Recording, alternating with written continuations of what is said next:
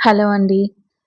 ఈరోజు ఇంకో చిన్న షాపింగ్ బ్యాగ్ తీసుకొచ్చాను మీ ముందుకి. చూడండి ఎంత బావుందో అసలు కలర్ కాంబినేషన్ కూడా చాలా అందంగా ఉంది కదా! ఈ బ్యాగ్ ఆల్రెడీ నేను షార్ట్‌లో అప్‌లోడ్ చేశాను. కానీ కటింగ్ అండ్ స్టిచింగ్ వీడియో చాలామంది అడుగుతున్నారు కదా! ఈ మినీ షాపింగ్ బ్యాగ్ చూపిద్దామని చెప్పేసి ఈ వీడియో అప్‌లోడ్ చేస్తున్నాననమాట. అయితే నేను ఈ క్లాత్‌ని మామూలుగా మనం ఇంట్లో ఉన్నవి యూజ్ చేసే కుట్టాను. ఆహ్, అయితే దీంట్లో ఫోమ్ షీట్ అట్లాంటివి ఏమీ యూజ్ చేయలేదు. నార్మల్‌గా మనకి మెటీరియల్ అదంతా బయట దొరకట్లేదు. ఎక్కడ తీసుకోవాలి? ఎక్కడ తీసుకోవాలని చాలామంది ఎన్ని సార్లు చెప్పినా కూడా అడుగుతూనే ఉన్నారు. అయితే అవేవి దొరకకున్నా కూడా మనకి బ్యాగ్ స్టిచ్ చేయాలనే ఇంట్రెస్ట్ ఉంటే గనక మనం ఎలాగైనా స్టిచ్ చేయొచ్చండి. మన ఇంట్లో మనకు అందుబాటులో ఉన్న వస్తువుల్ని యూజ్ చేసుకొని మనము అందమైన హ్యాండ్ బ్యాగ్ అనేది తయారు చేసుకోవచ్చు. అలాగే నేను ఇంట్లో ఉన్న మామూలు లైనింగ్ క్లాత్‌ని, అలాగే ఇంట్లో మిగిలిన చిన్న పీస్‌ని యూజ్ చేసి నేను ఈ మినీ హ్యాండ్ బ్యాగ్ అనేది స్టిచ్ చేస్తున్నాను. చూడండి. అయితే దీనికోసం నేను 19 పొడవు, అలాగే 11 వెడల్పు ఉన్న క్లాత్ పీస్ అనేది తీసుకున్నాను. అంతే సమానంగా నేను క్యాన్వాస్ పేపర్ ఉంటుంది కదండీ! మనము బ్లౌజులు కుట్టేటప్పుడు నెక్స్‌కి అలా యూజ్ చేస్తాము. ఆ కాన్వాస్ పేపర్ అనేది దానికి ఐరన్ చేసేసాను. తర్వాత అంతే సైజులో ఉన్న లైనింగ్ అనేది తీసుకున్నాను.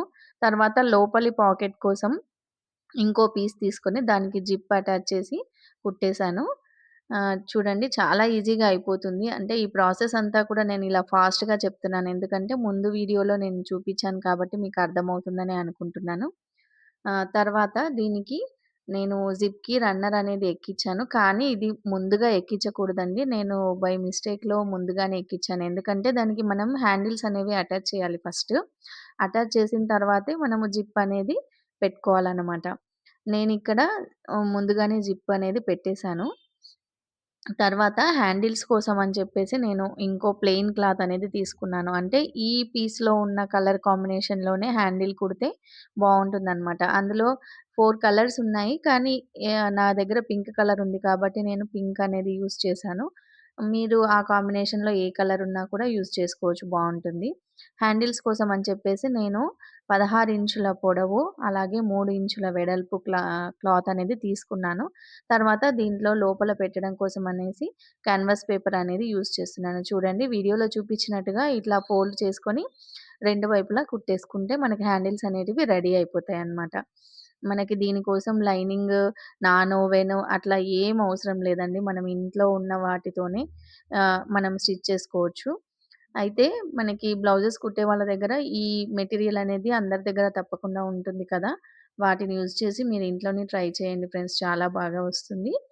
తర్వాత నేను ఈ హ్యాండిల్స్ యాడ్ చేయడం కోసం అనేసి రన్నర్ అనేది తీసేసాను. తర్వాత మిడిల్ పాయింట్ అనేది మార్క్ చేసుకున్న తర్వాత ఇటు 2.5 ఇంచులు, అటువైపు 2.5 ఇంచులు మార్కింగ్ పెట్టుకొని అక్కడ హ్యాండిల్స్ అనేటివి నేను యాడ్ చేశాను. తర్వాత 2 పక్కల సమానంగా పట్టుకొని సైడ్ స్టిచ్ అనేది వేసేసుకోవాలి. తర్వాత ఆ కుట్లు అవి కనిపించకుండా ఉండడం కోసం నేను ఇంకొక పీస్ మిగిలిపోయిందుంటే దాంతోనే నేను రబ్ చేసేసాను. చూడండి నీట్‌గా ఫినిషింగ్ అయిపోతుంది.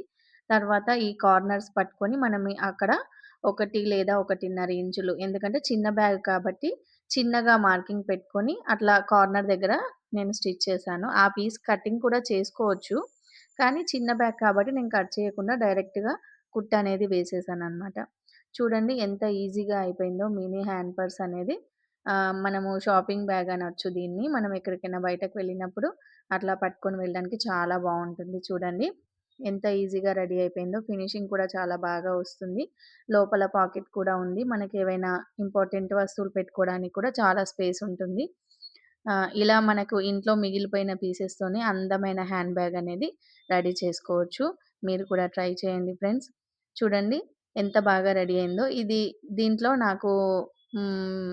నా దగ్గర ఇంతకుముందు మిగిలిపోయిన నా మిర్రర్స్ అనేవి ఉండే అన్నమాట. వాటన్నింటిని కూడా ఈ రౌండ్స్‌లో కరెక్ట్‌గా ఫిట్ అయ్యాయి కాబట్టి నేను వాటికి స్టిచ్ చేసుకున్నాను.